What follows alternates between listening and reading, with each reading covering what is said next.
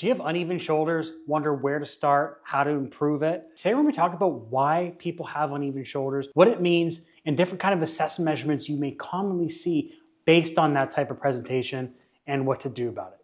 Hi, I'm Alex Zephyr, founder of Resilient Training and Rehab, and I've helped thousands of coaches and clinicians from around the world get more consistent and faster results with their clients. Let's get into it. It's important to understand that there is a natural asymmetry in the body where we have this right-sided rotation. As you can see just in the skeleton model, it's already kind of going towards that position with the left shoulder a little bit higher, right shoulder a little bit lower. Even the right hip is a little bit more hiked up compared to the left. And this is just a natural asymmetry. I'm not sure if the company created it because of that, but it's important to understand that this natural asymmetry occurs in the body because we have some different positions of the organs and even of the muscles that kind of force us into this position. Now, that's not a bad thing. It just means that we're going to be biased towards one side versus the other. And it's important that we can access both sides so that this right shoulder can come up, this left shoulder can come up at different times, depending on how we're moving.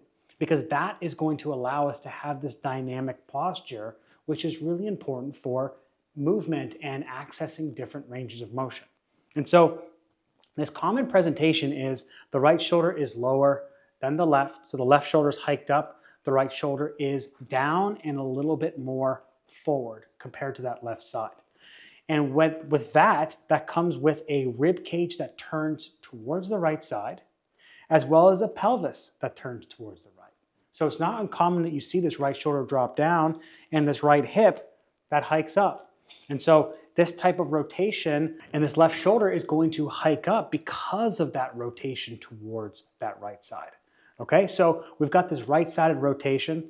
And so when we're thinking about this, there are certain things that we have to understand that underlying we're going to have this, but not everybody is going to present with this type of natural asymmetry. You may sometimes see people with a right shoulder that's higher than the left. And that's going to be something that we're going to see, but underlying we still have a liver that is on the right side, not on the left. We've got a diaphragm that attaches lower on the lumbar spine compared to the left side. Even stuff to do with our neurology, our nerves are going to be different side to side, and that is okay. But it's important that when we see this type of presentation, we understand what it means from an assessment measurement standpoint. So when we see this right shoulder dropping down, usually what we'll see is this rib cage is going to be a little bit more compressed on this right side compared to the left, which makes sense. If I side bend towards the right, all these rib cage, all these muscles here are going to start to squeeze and compress and get a little bit more tense, as these left ribs are going to be a little bit more open. Now, because the shoulder is down, it's also going to go more forward. So that means that this chest is going to be a little bit more tense. And that is happening because, as I said, the rib cage is going to turn towards the right. And so this sternum is going to get closer to the humerus, closing this space. And that is going to cause different types of assessment measurements on each side. The left side, because it's shrugged, it's going to actually have less space on the back, more space on the front. And that's again because if I'm rotating my rib cage towards the right, the back side has to compress, the front side has to expand. And I talked a lot about this in my thoracic rotation video, which you can find in previous videos, about the different mechanics of thoracic rotation. So we're not going to cover that too much, but just know that the back side on the left is going to be a little bit more tense and compressed.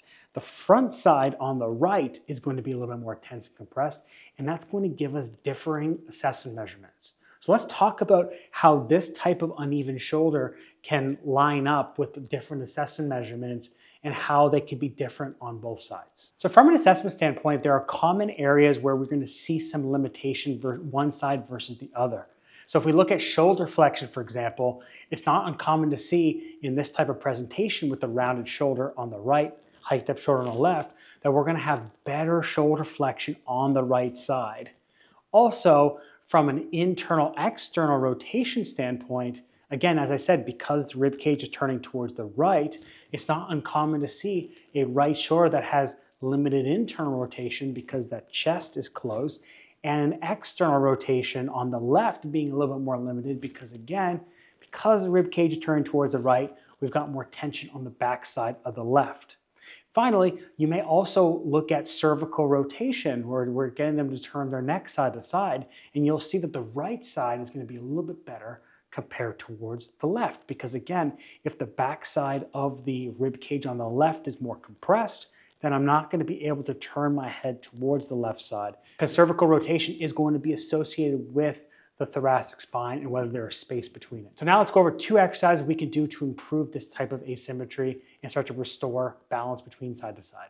Before we get into the exercise, if you want to dive deeper into these concepts of asymmetries in the shoulders and throughout the rest of the body, and we talk a lot about this in my Evolve Biomechanics mentorship, the link is below. Now let's get into it. So the first exercise we're going to talk about is going to be a sideline cable lat stretch.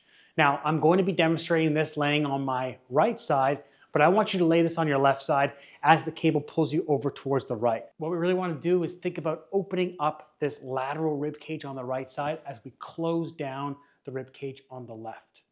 And what we want to do is think about turning the pelvis towards the left side so that we can start to, again, decompress the back side of the left shoulder and of the hip. So what you're going to do is you're going to lay down on your left side, but in this case it can be my right, and you're going to put a towel. This is an ab mat. You can use something like this, or you can use a towel or a mat, and you're going to put it underneath your lower part of your rib cage. What you're going to set up from a leg perspective is you're going to cross the right leg over the left. So again, this is my left side and it's my right side, but for the demonstration purposes, it's going to be this. But just think, this is your right leg, this is your left. Because what we want to do is, by crossing this over, I'm going to get you to push this foot into the ground. As you can see, if I push this foot in the ground, my pelvis starts to turn towards the down leg. That's what we want in order to create that rotation. Then what I'm going to do is I'm going to grab onto the cable, and the cable is going to start to pull and open up this lateral part of the rib cage. So I'm going to lay down, support my head. You can put a yoga block, you can put a foam roller, you can use your arm to support your head. Just make sure everything is straight. I don't want you to be like this. I don't want you to be like that too much. I just want it to be in line with your spine. And you're going to hold this position. So as you take a big breath in, you're going to let the cable pull your ribs open. Feel a big stretch right along the side part of the rib cage. As you breathe out, you're going to push the top leg down into the ground. You're going to feel your glute working, and that's just going to further rotate your pelvis towards the bottom leg. So I'm going to take a big breath in as I let the cable pull me. Breathe out, push my foot down. Big breath in, think about 2 or 3 seconds as I really open up the ribs. Breathe out 2 or 3 seconds as I push down to the ground. Now you're going to do about 2 sets of about 8 breaths of this just to really open up the space, get the glute working. And you can include this as part of your warm-up. This is even if you don't have these asymmetrical shoulders. This is just a great movement just to restore shoulder mobility. And this can be done on both sides, but for the purpose of this video, because we want to basically bring the right shoulder up a little bit, bring the left shoulder down just to get a little bit more of this symmetrical posture, well, this is what we're going to do in order to achieve that. So the second exercise we're going to do is we're going to incorporate a little bit more of a rowing action. So this is going to be a high oblique cross body pull down. And again, what this is going to further reinforce is opening up the front of the chest on the right side, opening up the back on the left, and creating that rotation towards the left just to open up everything on that left side. So what you're going to do is you're going to grab onto a cable, and you're going to sit down on your right butt with your right knee in line with your hip. You're then going to cross this left leg over, and you're going to put it into a position that feels comfortable. If I go too tight, you can see my knee comes in. If I go up here, you can see how everything wants to be pulled out. So I want you to just cross over, get nice and comfortable. With the right arm, you're going to keep it nice and long, and you're going to push away from the ground. I don't want you to sink into it. I really want you to push yourself over towards the left. I'm going to be facing on more of an angle so that I can have this left arm coming across my body. And again, if I just let everything pull me, my sternum is going to turn towards the right.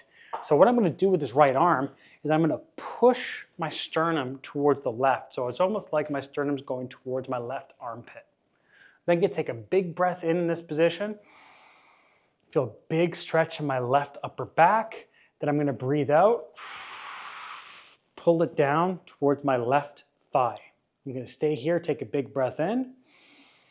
You're gonna feel your chest and your back expand on the left side, and then you're gonna exhale as you return. So inhale right here, exhale as you pull down, stay here. Now again, in this position, I'm gonna wanna lean back on the right shoulder. I don't want you to do that. I want you to push yourself to the left the whole time. Take a big breath in, breathe out, return. And again, you do about 2 sets, about 8 breaths. This could be part of your strength movement. This could be a warm-up. Again, just a great way to open up the left back and the right chest. When it comes to uneven shoulders, it's important to understand the natural asymmetries in our body, what uneven shoulders tell us about what we have access to from a movement standpoint and don't have access to, so that we can then select the right exercises based on our assessment in order to improve posture, because posture is a reflection of how we're able to move. So if we can improve our ability to move, we're going to be able to restore posture, and we're going to make ourselves a little bit more dynamic, being able to shift side to side and not have these compensations. If you like this content, don't forget to like and subscribe, and I'll see you next time.